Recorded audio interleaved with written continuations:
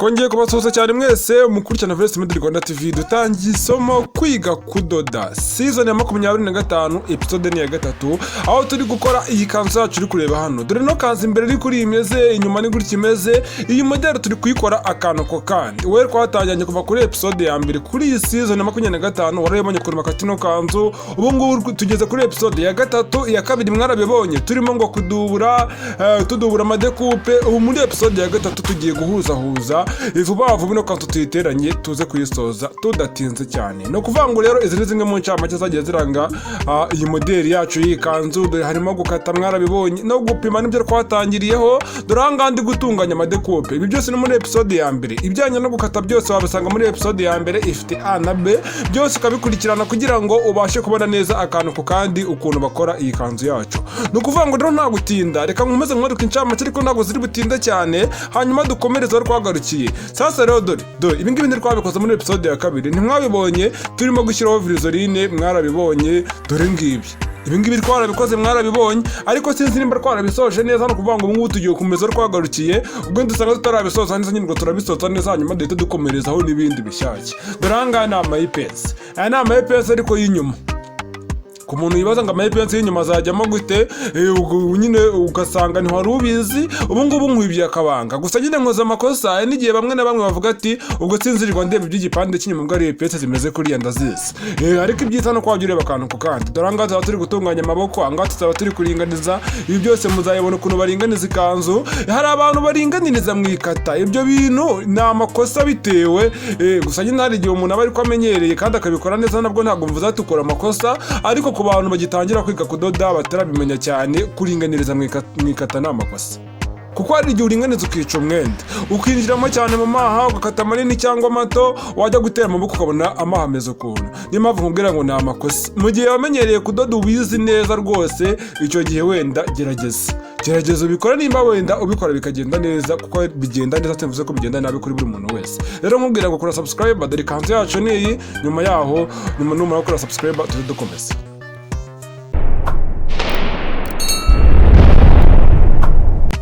Nkuko nabivuze rero, reka dukomereze aho twagarukiye. Kandi abantu batekereza ko subscribe ngo bayikora nka kabiri bigakunda, subscribe bayikora rimwe. Barambambwira ngo nimuyikore, ni abantu batarayikora. No kuvuga ngo rero nta gutinda, dore aho twagarukiye ni hano. Twaba tukiri komeka ariko twadopande ko ku ruhande twatundi tuba twakase turi gukora dekupe. Dore ngutu kurkomeka rero ntabwo biri butinde, babwira ati nyuma yaho ikiri bukurikire muracyumva namwe. Ni ukuvuga ngo guhuza ano madekupe dutangira guteranya neza akantu ko kandi, cyane cyane dekupe y'imbere.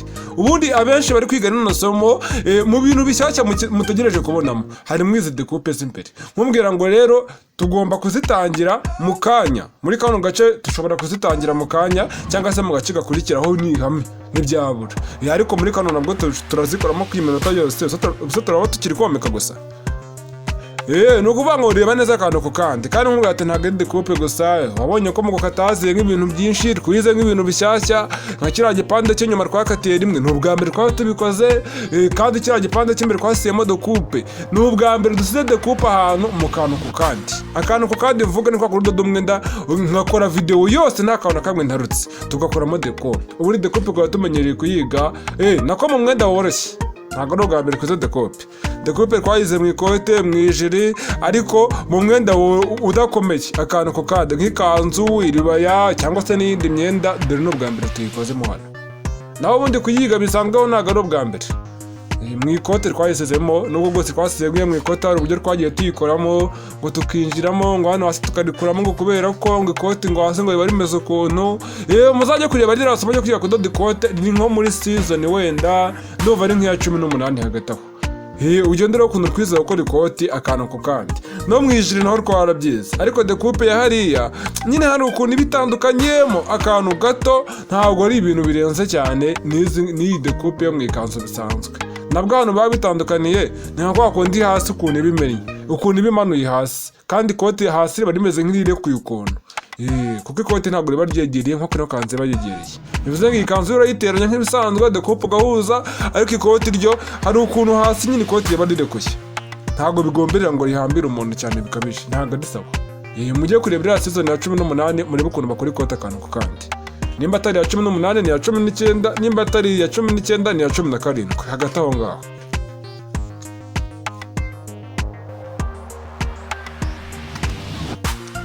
Hano ni ukomeka witonze kandi mujya munyihanganira. Abantu bavuga ngo mwarimu ngo agira amagambo menshi, ngo agira amagambo makeya. Nawe wabimbwiye ejo bundi muri komenti, ariko urimo ndi gusobanura rero isomo niryo gukora imashini ariko agace imenya ari akambere cyangwa akabiri cyangwa gatatu, kuko ngo tugitangira kwiga gukora utuntu tworoshye. Noneho nakwigisha wenda nk'uko wenda barigira nk'urushinge, nyine nkagenda gahoro gahoro kugira ngo mubashe kubona neza akantu ku kandi, gashaka impamvu zose zatuma urushinge rugira ikibazo, hanyuma nkakwereka n'izindi mpamvu zatuma ubikemura. Rero nyine ukajya muri comment ukavuga ngo ugira urasa ku ngingo vuba, ngo amagambo menshi, ngo ibiki n'ibiki. Ndagira ngo nkubwire ngo abantu bose ntabwo bakunda kimwe, kandi mu gihe cyose uzi ko amagambo akubangamira, nyaboneka iyo volume wayikuramo, hanyuma ukareba amashusho gusa nta kibazo, nabyo birashoboka. Noneho ukagira ibyo umuntu akoze niba udashaka kumva ibyo ndi kuvuga, ibyo bintu birumvikana. Naho ubundi kuvuga ngo ndavuga gakeya se, ko hari abantu batabikunda, kandi ko abantu bamaze kumenyera uko mvuga n'uko nsobanura. Ubundi reka nkubwize ukuri, hari umuntu nashyira hano ngo asobanure bitewe n'uko ijwi atari rimwe ryanjye cyangwa tutavuga kimwe, mukabona byarambiranye bitewe n'ukuntu mwaba mumenyereye uwo muntu. Ni nk'uko ushaka kuvuga ngo mu filime zisanzwe hari umusobanuzi wareba, hari n'uwo utareba, hari uwo wakumva n'uwo utakumva. Kubera iki se? Bose bakoresha amajwi atandukanye, haba hari ijwi wamenyereye. Rero ndagira ababwira ati comment nk'izo sinjya nzitaho. Nuko mbishizemo kubera ukuntu nyine mbavuze nabwo ibintu byinshi, ariko nzajya nkomeza mbivuge niwumva ndabewe volume igiye ikuramo. Ibyo bintu birumvikana, tutagiye mu bintu byinshi ngo ndahindura uburyo nkoramo video ngo kubera umuntu umwe, ntabwo ibyo bintu bishoboka. Ni system y'uburyo nkora video ukeka mwese muhurije ku kintu kimwe kandi mukanyandikira buri wese nkabona ko ariko abyumva. Naho ubundi umuntu umwe, ibaza umuntu umwe mu bantu bangana gutya, ugasanga nyine ngiye gukora video nabi uburyo cyo mutabishimye. Sinababwiye ati rimwe nigeze gusobanura nagabanyije ijwi ukuntu, navuga ati nimwihitiyemo. Abenshi bagiye bambwira ati uburyo usanzwe bikoramo nibyo byiza. Dore ngaha turi komeka tunaganiramo mutabigiraho ikibazo. Reba nk'ubu ngubu wenda urugero, reka wenda ngabanye nk'ijwi wenda nk'umunota umwe, sibyo? Kambikore wenda nk'amasegonda 60 nawe muze kujya muri comment mumbwire, maze mumbwire ngo aheza nihe atari heza nihe, mureba harambirana n'ahatarambirana, maze nge muze kumbwira. Sawa, rero twatangiye. Hano rero ukaba umaze komeka virizoline. Nyuma yo komeka nta kandi gatambaro nako tugiye gufata virizoline, turambikaho virizoline kuriya. Nitumara kuyirambikaho, ufate ipasi ucisheho nahariya ku ruhande, na hano ku ruhande umanuka hasi kuriya.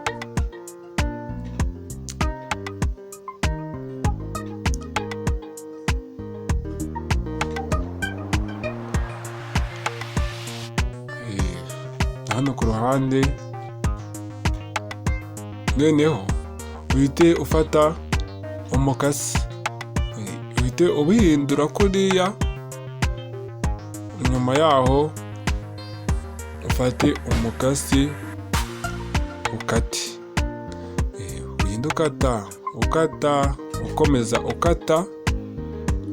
Turi komeka igipande cyo ku ruhande ku gice cy'imbere. Mwarabibonye twatangiye tubikata muri episode ya mbere. Dore nimero ya WhatsApp groupe. Ku muntu utari mu Rwanda wabanza iyo kode yacu, guteranya 25 078 4 3 9 2 0 41. Unyandikire umbwire ngo ushyire muri groupe icamo aya masomo.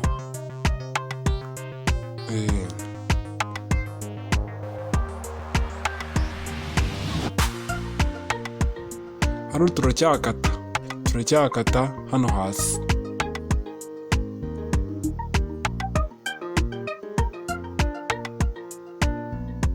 ngaho rero reka tugarukire hano maze mumbwire ngaho nawe ujye muri comment umbwira aho washima wa muntu umbwira ngo nyine ngo vuga gakeya ngo gute ibyo bintu nanivuze bwa mbere nibyo mwakunda njye birabira njye babona birambirana byanatuma musinzira ku ruhande rumwe ni ukuvuga ngo haruguru umuntu avuga nyine kuva ko ibintu bimurimo kumva nyine umuntu nyine ibintu nyine arashyushye cyane nibyo sawa naho ubundi kuri umuntu avaho umuntu wakonje yanyagiwe afite imbeho ukibaza uriya muntu ararwaye bimeze gute ariko reba nka avuga ati hano nuko wameka urabona agapande kamwe ku ruhande rumwe turagasoje n'ugenda womeka kandi witonze gahoro gahoro ipasi ukayitondera hari ukuntu ipasi irimo umuriro mwinshi kwa kuntu uvuga ati n'umundi vizo n'ikenera umuriro mwinshi wakomeka kugira ngo yomeke ahubwo igahita ikwikira vizoline uba ugomba kwitondera umuriro kandi mu gihe ukoresheje ipasi bwa mbere ukabanza ukabaza nyirayo cyangwa se aho bayikoresha bakabwira ati se iyi pasi yanyu bashyiramo umuriro ungana gute kugira ngo ibashe komeka vizoline ni ukuvuga ngo rero urumva ko hano hantu mbasobanuye inshuro ebyiri kugira ngo nkumvishe gusobanura gake no gusobanura cyane nawe ubwawe ugire muri comment umbwire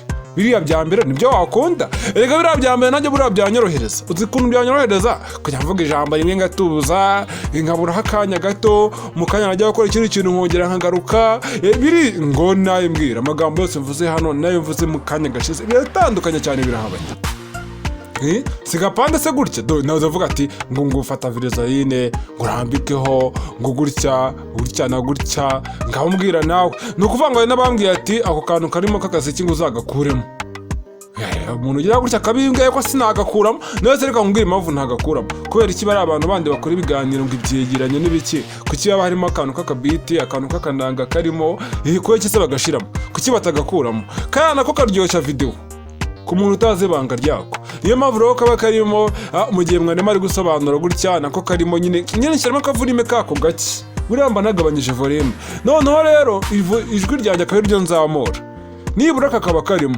kuko urabona nka kwa kundi wenda nka mwana afunze ari gusobanura wenda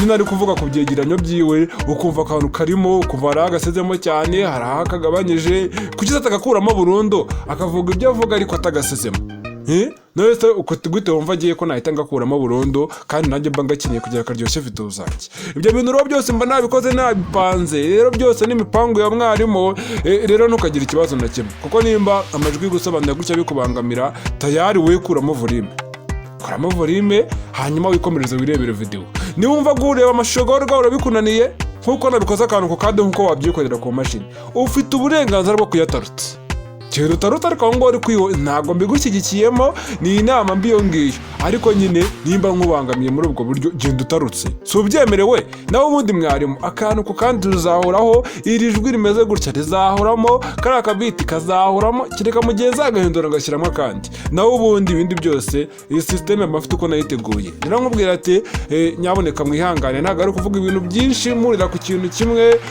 oya nta nubwo ari kwiyemera wenda kubw'impamvu runaka ngo ntawambwira ikintu ngo ngihindure ikimenyimenyi kuba naragiye mpindura byinshi kubera mwebwe nk'ibi bintu byo gupima ni mwebwe mwabembwiye mbere nakoraga video nta gupima kurimo ariko murambwira ati gupima biratugora mbishiramo gukora akantu ku kandi nubwo ari byo natangiriyeho ariko hari ibintu byinshi najyaga nshiramo noneho mugeraho mukajyamo bimbwira nkabishiramo noneho n'igihe mumwira nk'ibibazo wenda runaka cyane cyane nko gukora imashini ngahita nsohora utuvido twabyo nkabereka ukuntu ki mwazajya mukemura ibyo bibazo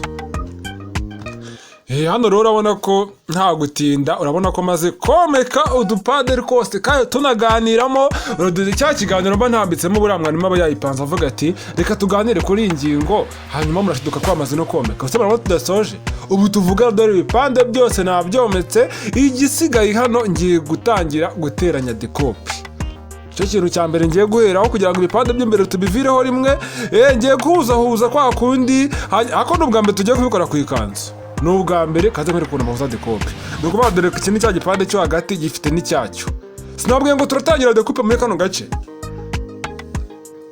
nabivuze ngewe buriya hari ukuntu mba nayibaze nkavuga ati ko byamera kose komeka ntabwo uri bumene minota 19 yose cyangwa 18 ko byamera kose komeka tugiye kubisoza mu kanya haraziramo dekupe sasa rero ahangaha ni ugufata bino bipande bibiri bya hagati na hagati ukabihuza neza gutya wamara kubihuza ukareba hano ku rutugu wenda cya gipande cy'ikidubuzo mba nakase bishobora kutareshya neza wenda ariko gerageza ubyegeranye ku buryo ubona ahantu hose igipande cyo kubwiza kino kikwakase cyanyacyo kitari buze kurenga ikidubuzo ahantu na hamwe nibitareshya ikidubuzo aricyo kiba kinini kuri kino gipande cya nyacyo kitari buze kuba kinini kikabura ikidubuzo ku ruhande rumwe cyangwa se urundi. Noneho nimara kubireshyeshya gutya ikintu ndabukore ngiye kubanza ndubure guturuka ku ijosi. Dore impamvu aka gakaro kari hano cyangwa se akanyenyeri mba nagasatuyemo hariya hejuru ni ukugira ngo mu gihe ngiye guhindura bihindurike. Utagasatuye ntabwo byahindurika, ariko byanahindurika bitewe, ariko mu gihe cyose bihinduritse ntabwo wahita kufunga ku ijosi ngo biguhire. Ibyo bintu mvuze murabyumva cyane ntabwo mubyumva? Nzabikoramo aka video kwabyo. Birashoboka cyane ko nabikoramo aka video kwabyo ukwako. Kuko ndimo ndavuga ngo kano kanyenyeri dore ndimo ndagafunga kuriya. Ariko no ku ijosi naho ndahita amafunga. Ariko kara kanyenyeri cyangwa se kano gakaro impamvu nagasatuye hagana hejuru muraza kubibona karaza kuba gasatuye ni ukugira ngo ninza guhindura bihindurike. Kaba ariko konyine karimo hariya kari nko hasi hegereye hasi hadakora ku ijosi, uko byamera kose kugahindura byakugora. Ibyo byasaba ko ku ijosi uretse kuhafunga. Ibyo bintu birumvikana. Hano no kubikora witonze. Nimba ari inguni ni inguni. Hano hakunda kuba ikibazo ku muntu utaramenyera ibintu by'ubudozi cyane. Niho nkunda gutangira urugero kuko niho hakunda kuvuka ibibazo cyane. Ni ukuvuga ngo wajya kugera mu nguni nk'iyi umuntu agahita akata yikomereza ukagira ngo ni ikorosi. Iri ntabwo ari ikorosi, ni ingoni. Ikorosi ni kwa kunda rigenda ugahita ukata nk'ukata zero, nibyo twakwita ikorosi. Naho ubundi hano hantu haba hagiye wagira ngo ni nk'agakoni bahinnyemo cyangwa se ni nk'ahantu hagondamye, icyo nicyo nakubwira ngo gifite inguni. Dore ahangaha ngeze niho hari inguni. Nimba ugeze mu nguni kora inguni nawe. Ibyo kugenda ngo uri kudoda wajya hari ugahita ukata ukagenda no hahandi uzajya guhindura umwenda ukabona ko kandi atari agakaro kari mu gatuza, ahubwo ukabona ni akandi kantu karimo katameze nk'akamwe twakase. Ni ukubera iki ubagira uko udoda uhita wihuta kandi nabwo ati kwihuta ntabwo ari sawa. Imashini ndabona iri guca indodo cyane sinzi impamvu. Burasi itangiye kugira ibibazo cyangwa ni urushinge buriya. Ikaba ndaza gukemura kino kibazo mu kanya nimbona bikomeje. Ariko ndabikemurira ku ruhande ntabwo ari muri video. Nimba ushaka kubireba ukuntu bakemura ikibazo nk'iki ujye kureba ngo isomo ryitwa ngo iga gukora imashini. Rifite guhera kuri part 1 agace ka mbere gukomeza tugeze ku gace ka 10 ahari nuko ka 11.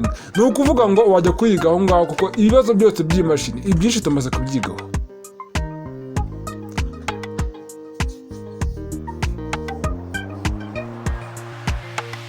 Dore none wandi ku ijosi wahabonye. Dore misema agendeshereza ko deye.